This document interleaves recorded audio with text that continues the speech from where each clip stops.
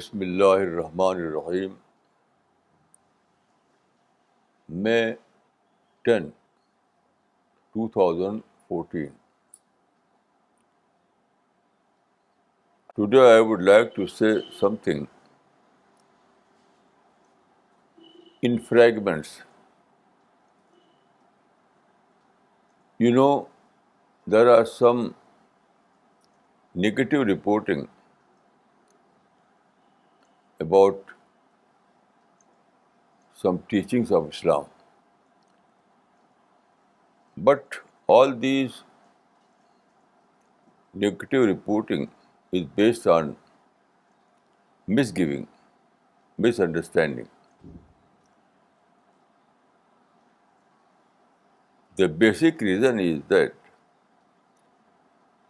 people fail to differentiate between Islam and Muslims. They see something in the life of Muslims and they take it as a teaching of Islam, but it is wrong.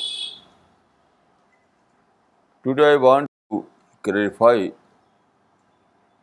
some points of this kind. First of all, there is a great misunderstanding about peace and war. Mostly people believe that Islam is a religion of violence, while it is not. Islam is a religion of peace.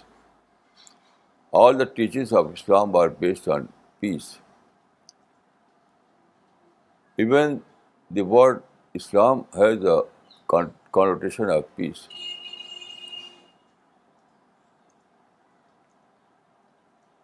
So those Muslims who are engaged in violence, their case is case of deviation.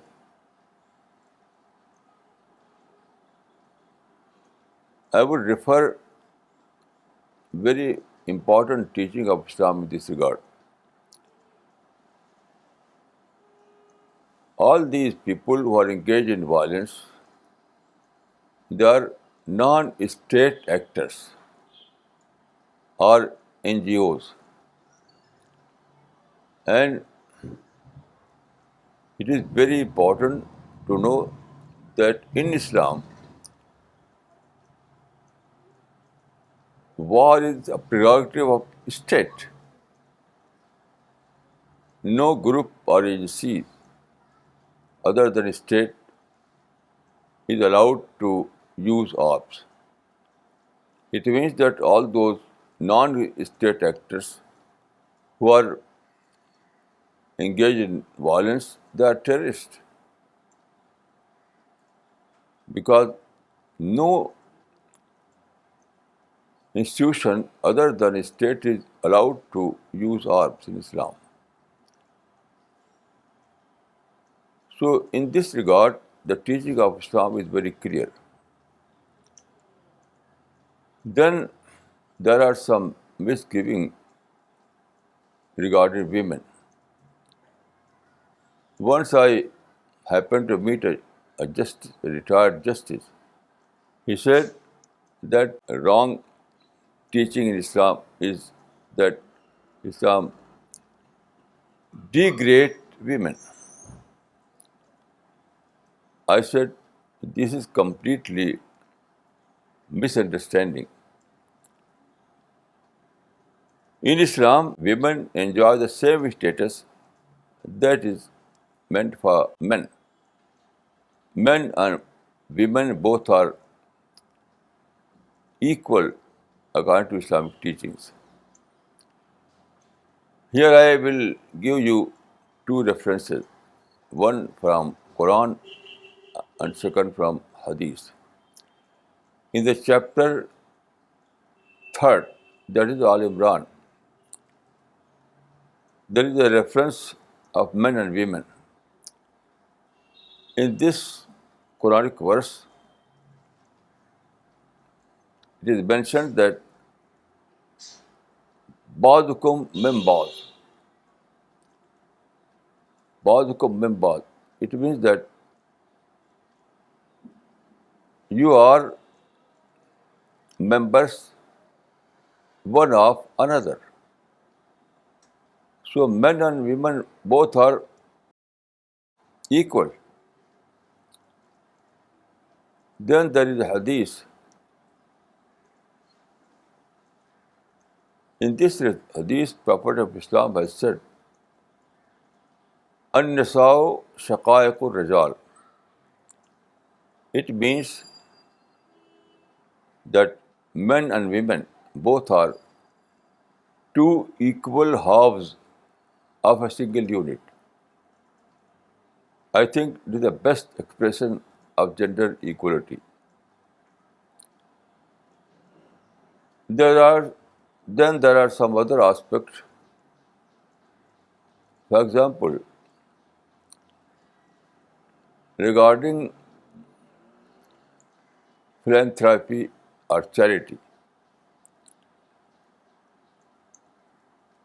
Islam greatly emphasized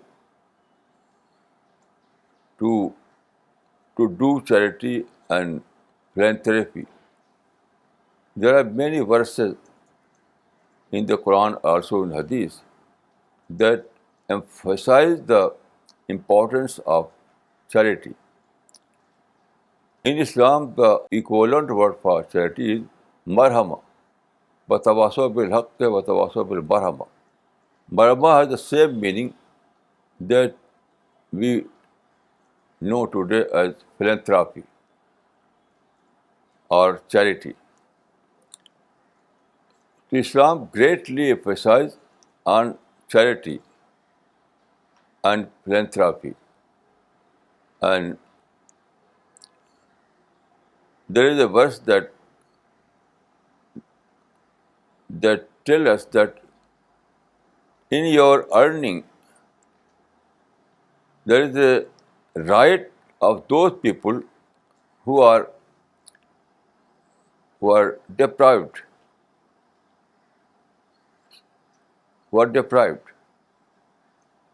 Then there is a institution of zakat. Every Muslim state, it is obligatory for Muslim state to establish Baitul Mal. And in Baitul Mal, they must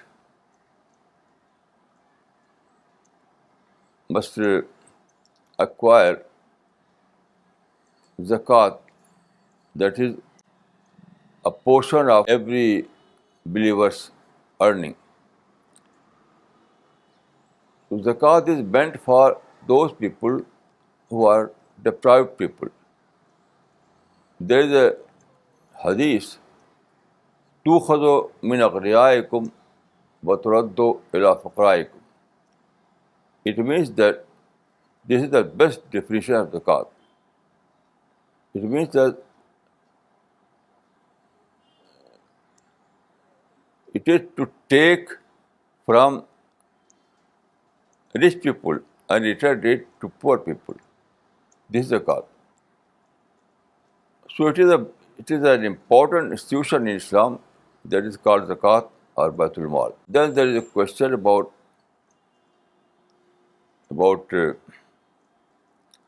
justice. According to Islam, justice is a very important teaching.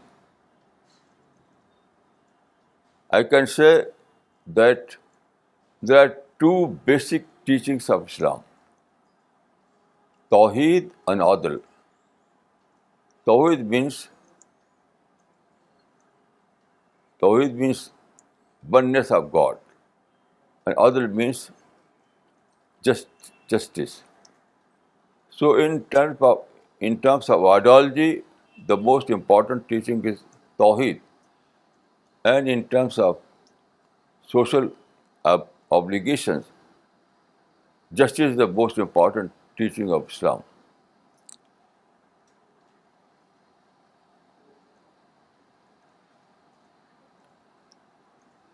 Justice is everyone's duty as well as the duty of state to establish justice,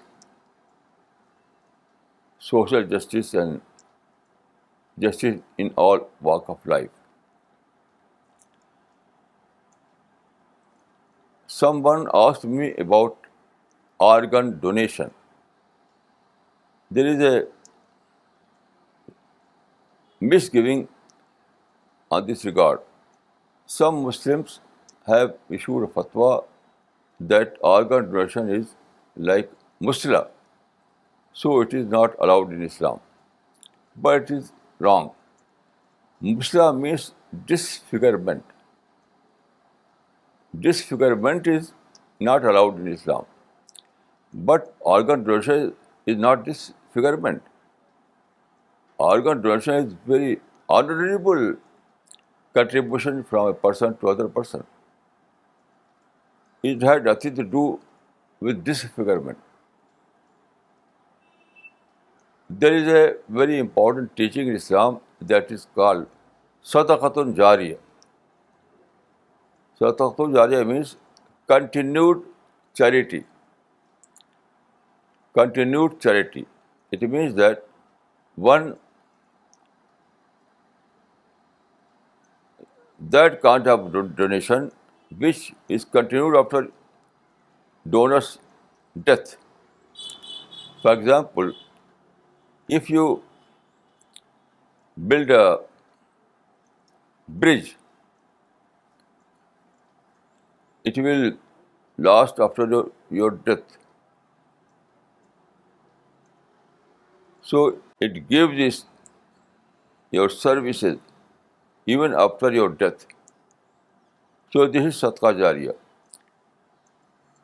Organ donation falls in this category. I think that organ donation is best of sadaqah jariyah. It is completely wrong to say that organ donation is like musla. It is completely wrong. Musla is disfigurement. So if you are involved in this kind of practice, that is unlawful in Islam. But musla is not. But organ donation is not musla. Organ donation is very, very respectable act. It has nothing to do with musla. So I think that all these misgivings are part of Muslim practice, is not part of Islam. I would say that a very important formula, it is very important to know the difference between Islam and Muslims. I would say that you have to differentiate between Islam and Muslims. You have to judge Muslims in the light of Islamic teaching and not vice versa. So all these negative reporting is based on misunderstanding. Then there is a widespread misunderstanding that Islam does not allow freedom of thought, freedom of expression. Because if Muslims see any book, any statement, even in a cartoon, that is against their religion, they protest and organize demonstrations. Even they try to kill those persons. But it is not Islam. Islam gives total freedom, with the only exception that you are not indulged in violence. If you follow peaceful method, then you are allowed. You can exercise your freedom. I would like to say that freedom is a sacred right given to every human being by God Almighty. The creation plan of God is based on freedom. So freedom is given by God Almighty directly to every human being. No one can abolish freedom. No one has right to abolish freedom. Even Muslim state has no any Muslim state has no right to abolish freedom. So the only condition is that you exercise your freedom without harming any others. If you are peaceful, you are not inflicting any harm, then you are free to exercise your freedom. According to my study, freedom of expression is a is a sacred right of every human being. And this right is given by God Almighty directly. So who can abolish this right?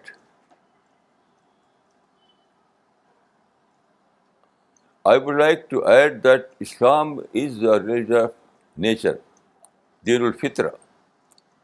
Islam is a religion of nature, Dinul Fitra.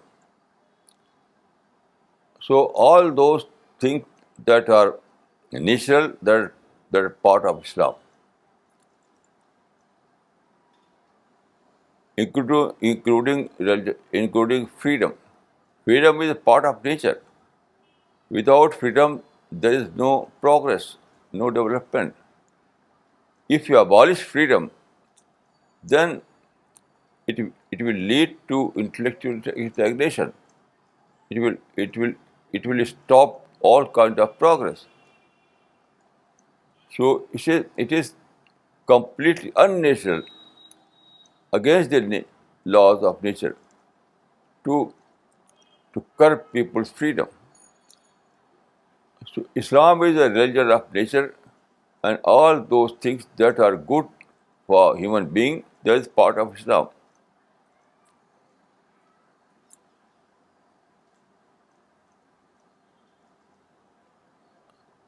So I would like to say that if you want to know what is Islam, you have you have to see the scriptures, that is Quran and Sunnah.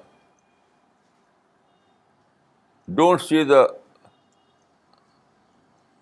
Muslim practices. Muslim practices are not source of Islam. The text of Quran and Sunnah is the source of Islam. I happen to meet some people who talk against Islam. When I ask them, have you read Quran and Sunnah? They said no. I said that why you are talking against Islam? If you are if you if you never studied Quran, if you never studied Sunnah, then first of all you have to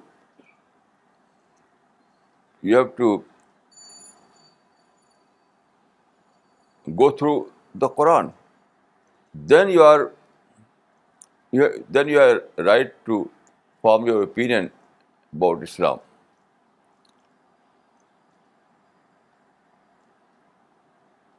The very first verse of the Quran is Alhamdulillah Rabbil Alameen. It means that Quran wants anyone to live in positivity. The Alhamd, the spirit of Alhamd is to live with positive mind. So I think that greatest value in Islam is to keep your positivity in every situation. And where you are positive, you are free of violence. Pos- Positivity and violence cannot go together.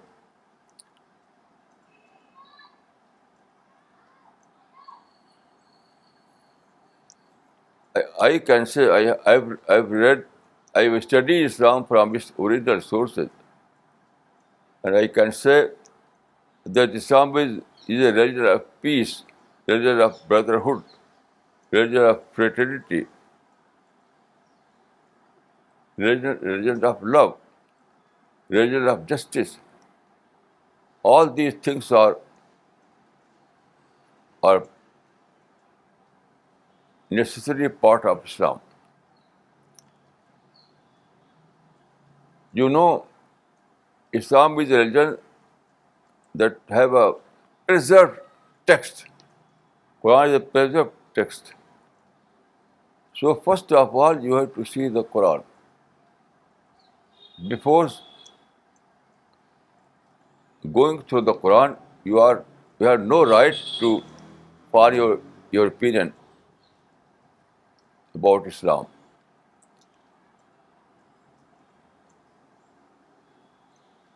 About myself, I can say that I have formed my opinion about Islam by reading directly from the original language, that is Arabic.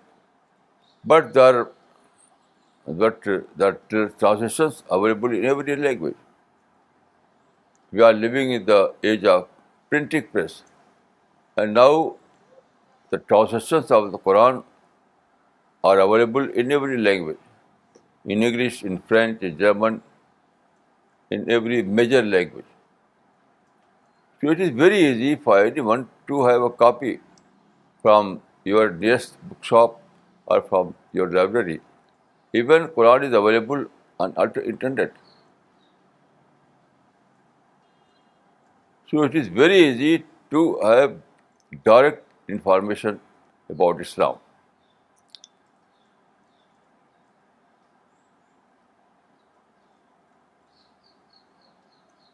I would say that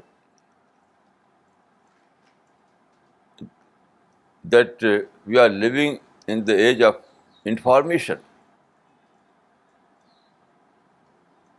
So in this age, it is not good to form your opinion by rumors, by only seeing media. You have to you have to you have to gather your information directly from the direct sources. I think that it is very easy to understand Islam because in everywhere the translations are available everywhere in every school, every college, every library, every bookshop. So I think that it is good to form your opinion without going through the Quran and Hadith.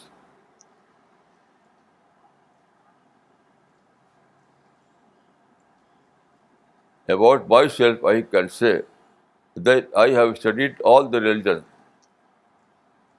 all the major religions.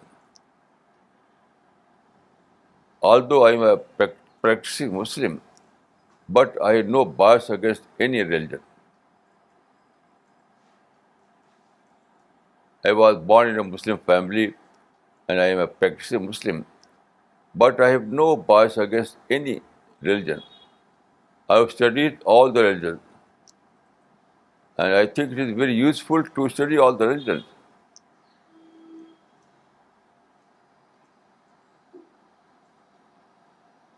It is not good for anyone to develop bias against any religion or any other culture, any tradition.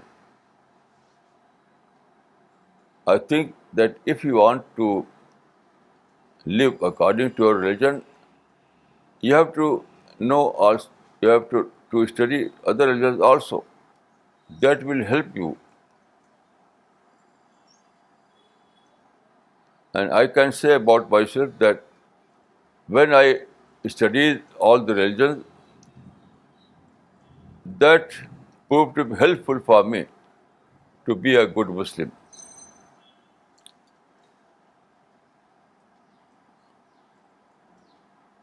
I think that Islam and also all the religions advocate love, compassion, peace, tolerance, positive thinking, etc.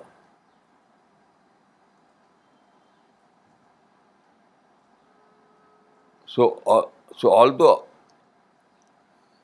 although I am a Muslim, but I love all human beings. All human beings. I, I, I, I don't think that there is a this. I don't think that this categorization is good. That he is Muslim, he is kafir. I never use word kafir. Everyone is human being. This kind of categorization is also un-Islamic. That this is Muslim, this is kafir. But if you read Quran, you will find that Quran uses again and again al-insan, al-nas. So in the according to Islamic teaching, every human being is insan.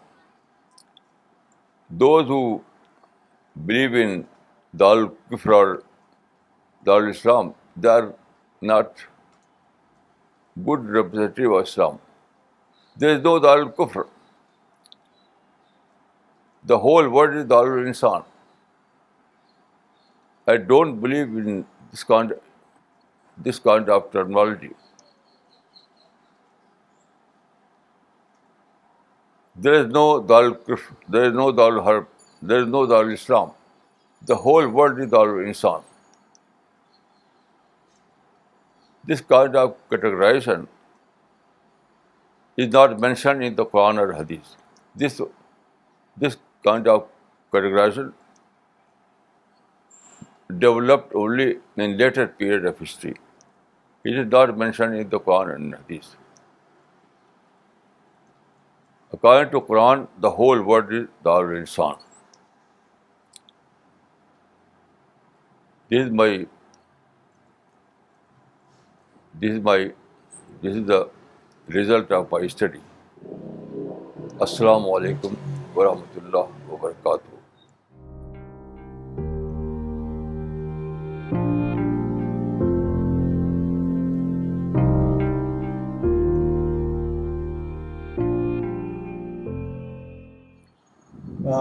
राजिया ने लिखा है मौलाना made it very clear that not abolishing freedom is part of God's plan to create challenge in this world and ensure that man constantly strives to develop himself by facing that challenge. Maulana, this is an amazing point. Freedom is the sacred right of every human being given by God Almighty. मौलाना कलीम साहब का question लेते हैं. उन्होंने लिखा है कि I have already signed up with driving licence department that at the time of my death they can take as many organs as needed from my body. मौलाना, is this allowed in Islam? Yes, yes, there is no doubt about it. There is no doubt about it. It is infaq, it is sadqa jariyah.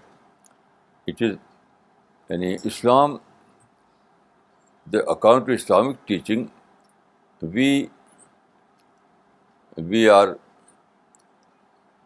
to live in our society as a giver member of our society.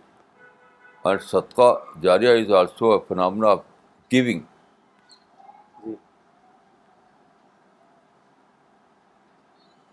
try to live as a giver of society.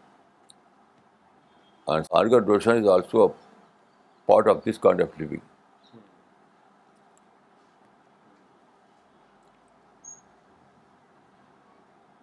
मौलाना मुस्लिमा आपा ने भी एक comment भेजा है. उन्होंने लिखा है, Maulana, you said that what is natural is Islam. Does this mean that anything that is unnatural is not Islam? Yes, yes.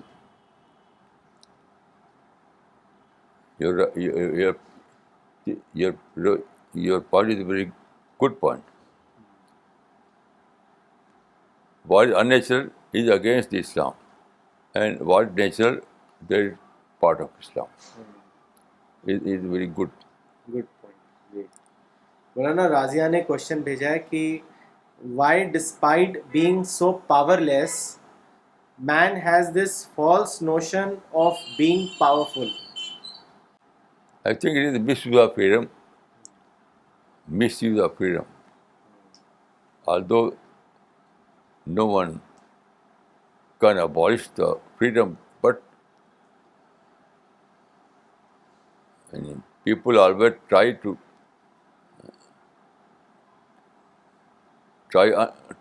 unsuccessful. Although they know that they cannot abolish freedom, but they try to avoid their freedom. For example, Muslims of everywhere, Muslims have and Muslims are against of Shatm Rasul. What they call Shatm Rasul. Every Muslim is against of this. They protest, they organize demonstration, they issue fatwa to kill these people, but they fail. They try to abandon this practice, but they have failed, completely failed. So it is in human habit to do something that they cannot do. There is misuse of freedom. Maulana, normally people think that philanthropy is only possible with those people who have wealth. What about those people who do not have, who do not possess material wealth? Can they also do philanthropy? Yes, there is a hadith. Kalamai Khair is also a charity. There is a hadith that if you have no money, if you have nothing in material terms, then show your love towards others. Say, give them good advice, and be well-wisher to others. There is also charity. It is a hadith. If you are well-wisher to others by heart, then there is also a good charity.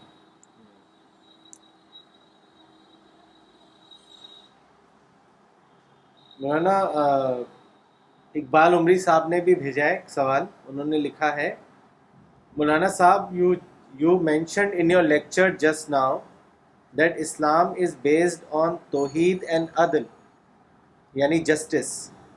Please explain us what do you mean by justice and how can we act just in our life. इसके बारे में बताएं. According to Islam, justice is a high human character, but justice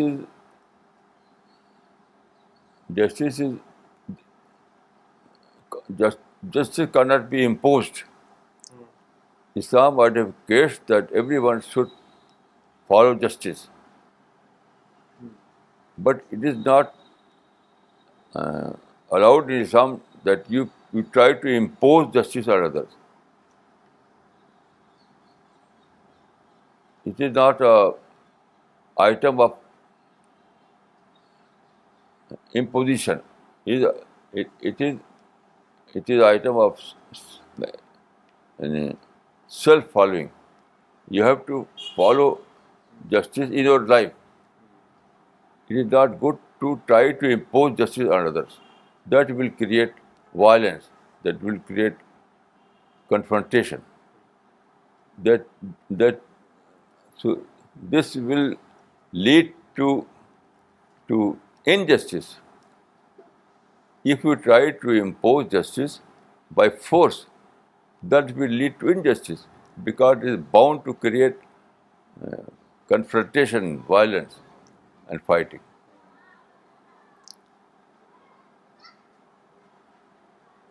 मौलाना अनस साहब ने भी comment भेजा है कि मौलाना the most important point that was mentioned in today's talk is that judge Islam according to Quran and Sunnah and not as per the Muslim practice.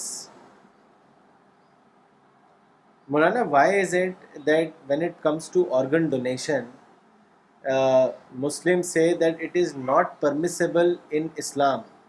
What are their bases? What is their premise that why do they say that organ donation is not allowed? There is a hadith that Musla is not allowed in Islam. So they take Musla in, in that term. They say that organ donation is a Musla, but it is wrong because Musla means disfigurement, and organ donation is not disfigurement. It is an honorable, is a very respectable act.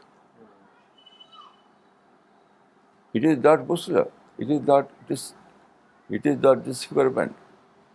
So it is a misunderstanding that they equate Musla to an organ donation. That is completely wrong. Maulana, what you have explained, you have given us a new perspective about organ donation. When you said that no, it is not musla, it is not a disfigurement, it is sadqa jariya. So, in a sense, in a way, you have rediscovered, you have redefined the teachings of Islam. From the same source, you have interpreted it or you have come out with a positive thing. Now, Maulana, what is the formula of it? How should we, how should we see things in a positive manner? Why it's only you who is able to see the positive side, whereas other people only follow the what is mentioned in the text. Why they have not been able to understand its current implement in current situation, current context. According to my experience, people generally live in bias, in complex, in the psychology of reaction. To do this kind of psychology, they fail to see things in the right way. I am free of bias. I have no complex against anyone. I see things objectively. So I am able to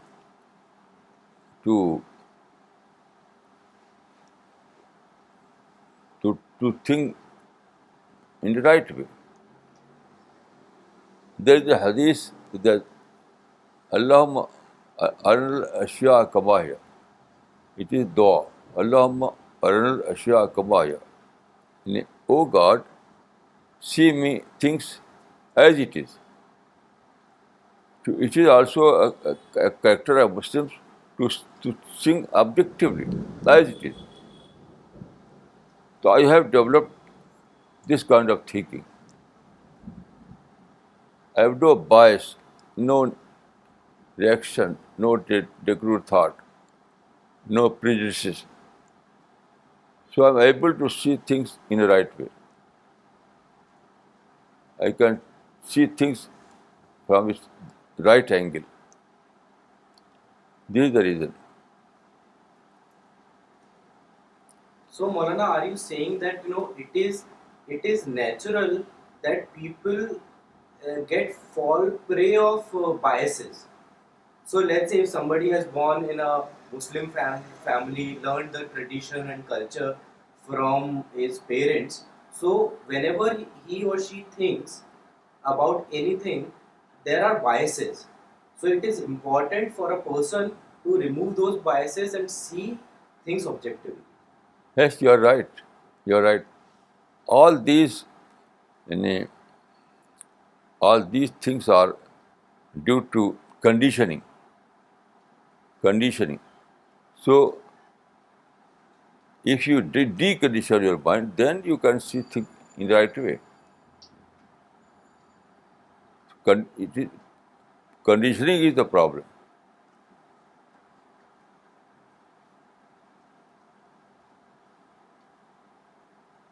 मौलाना कलीम साहब ने एक भेजा है question. उन्होंने लिखा है, one of my friends from Pakistan told me that non-Muslims there are refusing to take Quran for the fear of them being accused of desecrating it. What do you say about this? If it is, then it is very wrong. It is, यानी, the blame goes to Muslims. Why Muslims have created such an atmosphere? Such in India, it is not. This kind of fear you can fight in India. But if it is in Pakistan, then the blame goes to Muslims. It is duty of Muslims to remove this kind of misconception. मौलाना अब्दुल बासित साहब ने भी कुछ भेजा है comment. उन्होंने लिखा है, मौलाना आपने जो बात कही कि आज़ादी ए राय हर इंसान का हक है, मैं ये समझता था कि इस दुनिया में सिर्फ हक बोलने वाले के लिए बोलने का हक, अगर कोई गलत बोले तो उसको बोलने मत दो. लेकिन आपको पढ़ने से और आपकी तकरीर सुनने के बाद जहन खुला कि गलत बोलने वाले की आज़ादी ख़त्म नहीं करनी है, बल्कि उसकी गलत फहमी दूर करनी है. He is right. He is right.